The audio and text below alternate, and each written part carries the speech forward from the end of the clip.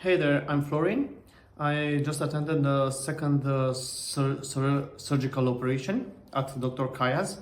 I want to tell you something about my experience. It went very well. The doctor is very nice, and his assistants are very, very nice, and they try to help as much as they can. The accommodation conditions was very, very good right in the middle of Istanbul.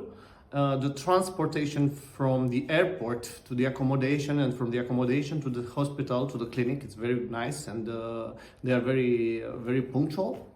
And my expectation about the second surgeon is to have a full hair and to behave like very nice people. And okay, I think that's it, and come and see.